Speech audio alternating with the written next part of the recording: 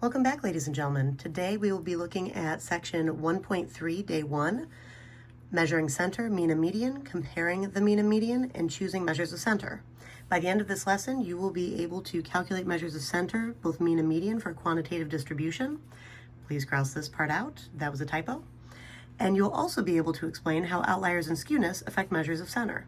And as usual, these are the practice problems that you should attempt once we are finished with this lesson.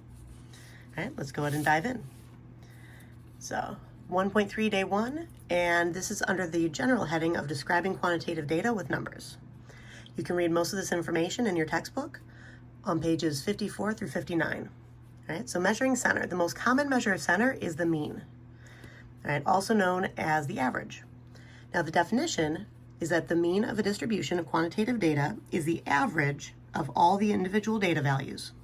To find the mean, add all the values and divide by the total number of data values. So add up all of the data, all the numbers that you collected, and then divide by how many numbers there were within the data set. So how do we calculate X bar? And what is the difference between X bar and mu? Right, so X bar is the sample mean, all right, calculating X bar. If the n observations are X sub 1, X sub 2, X sub n, all right, the sample mean X bar, right, the way I've been pronouncing it, is given by the formula. The sample mean, X bar, is equal to the sum of the data values divided by the number of data values. So you would add up all of your values and divide by the total number that appeared in the set. This symbol right here is capital sigma. It is our summation symbol. Whenever you see this, it means that you should add up everything in the format that follows. So X sub I represents the X sub 1, X sub 2, X sub 3, X sub 4, and so on until you reach the end of your data set, divided by however many numbers there happen to be. All right, so this symbol is very important. This is capital sigma, and it represents add it all up. All right, so sigma, it's the capital Greek letter. All right, we use lowercase sigma when we're talking about something called standard deviation. But capital sigma in the formula is short for add them all up. All right, we switch between using X bar and mu to represent the mean based on where the data comes from. Means calculated from sample data is identified symbolically using X bar, while means calculated from population data is identified using mu. All right, now this is pronounced mu, kind of like a cat, but it's spelled mu if you were to actually spell it out to identify the Greek letter. All right, so if you're ever unable to find the symbol and you're having to type up a report, use mu, and that represents the Greek letter mu. Now, what is the difference between a statistic and a parameter? All right, we were kind of reviewing that a little bit up here earlier. X bar is considered a statistic, while mu is considered a parameter. All right, so a statistic is a number that describes some characteristic of a sample. A parameter is a number that describes some characteristic of a population. Statistics describe samples, parameters describe populations. Notice that both statistics and samples start with S, while parameters and populations start with P. All right, statistics are used to estimate the parameters. For example, we use the sample mean, X bar, what we know, to estimate the population mean, mu, what we want to know. All right, we rarely have enough data to be able to accurately measure the population parameter. So we take a sample from the population and use that as our estimate. That's what we mean by statistics are used to estimate parameters. Now, when you're looking to estimate our parameters accurately, we have to consider what is a resistant measure and whether or not the mean is a resistant measure of center. All right, so our definition of statistical measure is resistant if it isn't sensitive to, meaning changed by, extreme values. So if there's skewness within your distribution, if you have extreme outliers on one side, not the other, then a resistant measure isn't going to be changed by those. A measure that's not resistant will be changed. All right, now, is the mean a resistant measure of center? No, absolutely not. Both outliers and skewness will pull the mean in the direction of the outlier, in other words, the extreme value, and or the skewness, the long tail. All right, so be very careful of this. if you have outliers or skewness, we need to use a different measure of center than the mean. This is why we usually analyze the shape. We start with graphing distributions, and we analyze the shape and whether or not there are any extreme values or unusual values within the data set before we talk about the center and the spread of the data set. Right? There are 4 things that we have to describe when we describe a distribution: the shape, any unusual values, that includes extreme values, outliers, and then we talk about where it's centered and how spread out it is. All right, so we have to be careful with the numbers that we use to describe a distribution, because if they are not resistant, like means are not resistant, then we will get a false read on where the center and the spread really are. All right, here's an example. So below you can see how the sample mean is pulled in the direction of 2 extreme outliers, and this is why the mean is not considered to resist a measure of center. So if we look at the same sort of data that we were reviewing in our previous section, so the goals scored by the 2016 U.S. women's soccer team, there were 2 numbers that were considered potential outliers, 9 and 10. All the rest of the data was clustered around 1 through 5. So 9 and 10 were significantly further away than these. Now, if you calculate the mean with all of those values, the mean is 3.15. If you calculate the mean without those extremes, and if we exclude the games that are possible outliers where they scored 9 and 10 goals, then the mean actually decreases down to 2.44 goals. Right, that is a definite difference. And that's what we mean by the mean is pulled in the direction of extremity. This mean was pulled towards this 9 and 10. All right, let's take a look at our next page. Now, how can we estimate the mean of a histogram or a dot plot? We're really looking at the deviations from the mean adding up to 0. So as you can see here, I kind of put a dashed line through 4, and then the deviations on this side were -1, -2, -3. 1 is 3 units less than 4, right? So 1 minus 4 gives us -3. 2 minus 4 gives us -2, showing that this is that these deviations are on the left side of the mean. 3 minus 4 is -1, showing that that point is on the left side of the mean.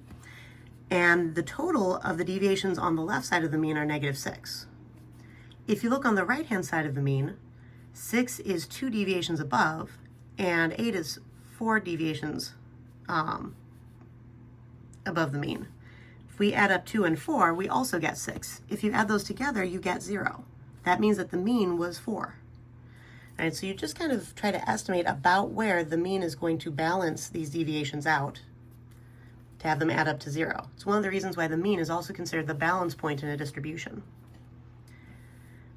All right, now the easiest point to estimate is actually the median.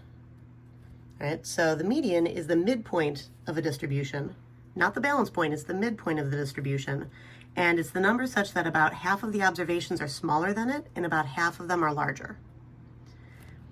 And how do we calculate the median when it's odd versus when the data set is even? So when we have an odd number of data values versus an even number of data values. To find the median of a distribution, arrange the data values from smallest to largest. You must do this first. You can't actually figure out what the middle value is unless you have them ordered. So ordered from least to greatest, just like you would on a number line. All right, if you were graphing this, they would end up getting ordered.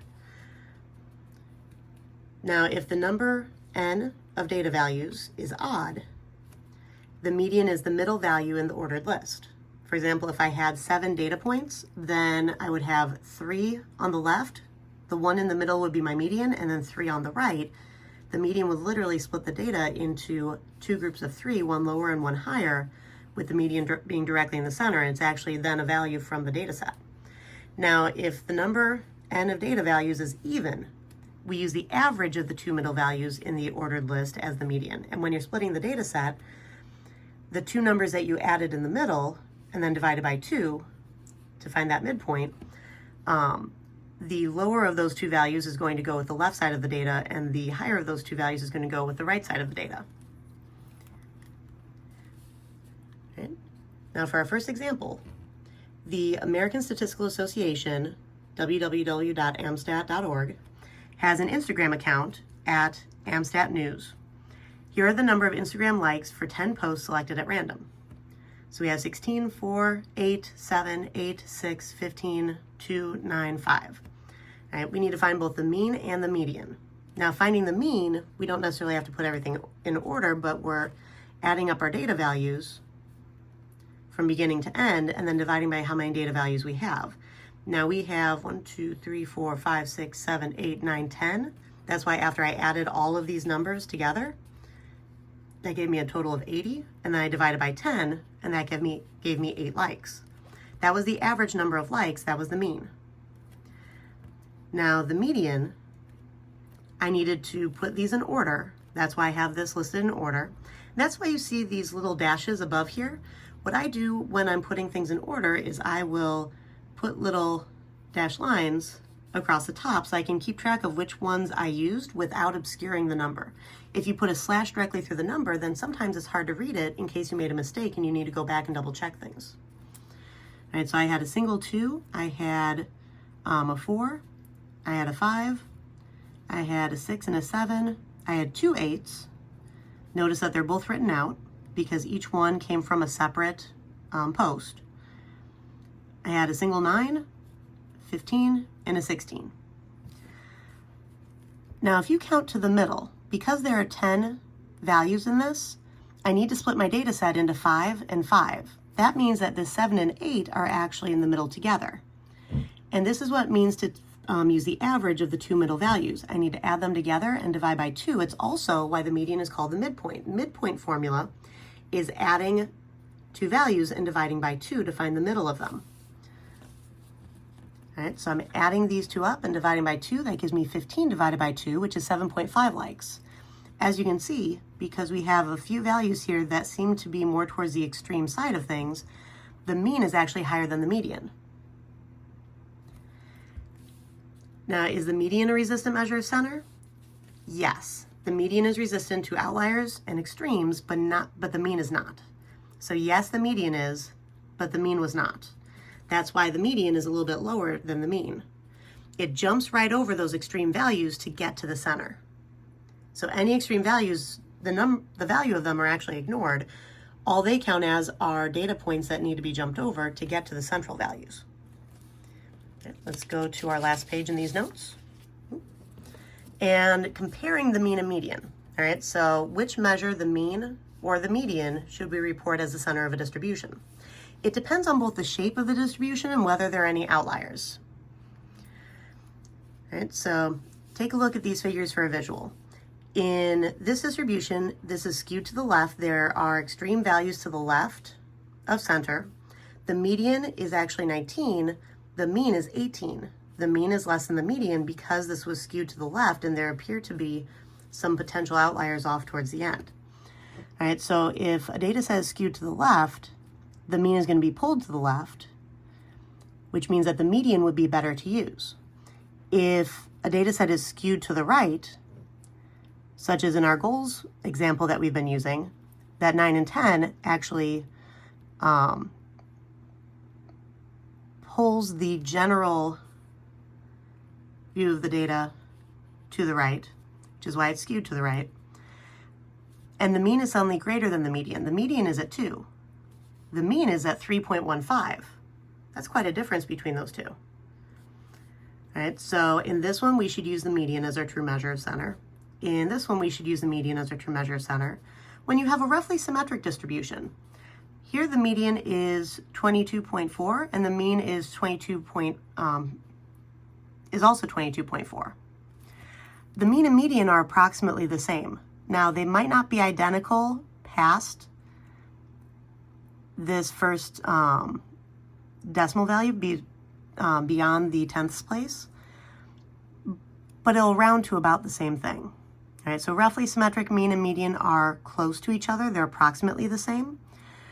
If you have a perfectly symmetric distribution, that's when they're exactly the same. That's when it doesn't matter whether you use mean or median. And because the most commonly used measure of center is the mean, when possible, we stick with using the mean. But when we have a distribution that has a skewed shape or has extreme values, then we need to switch to using the median to make sure that we're not giving a false view of center. All right, the mean will still be accurate. It's just not a measurement that we should use to describe the center. All right, so how do skewness and outliers affect the relationship between mean and median? As you saw up here, roughly symmetric and no outliers means that the mean and median are approximately the same. Right skewed and or large outliers, large meaning on the high end of the data over here, mean is greater than the median. Left skewed and or small outliers meaning outliers on the left side of the data set where the smaller numbers are found, mean is less than the median. All right, so the effective skewness and outliers on the center, if a distribution of quantitative data is roughly symmetric and has no outliers, the mean and median will be similar. If the distribution is strongly skewed, the mean will be pulled in the direction of the skewness, but the median won't be. For a right skewed distribution, we expect the mean to be greater than the median. For a left skewed distribution, we expect the mean to be less than the median because that's where the extreme values are. The median is resistant to outliers, but the mean isn't, so depending on the shape and whether or not you have extremes, that's how we decide which measure of center we're actually going to go with. All right, so go ahead and try these practice problems, and I will see you in class.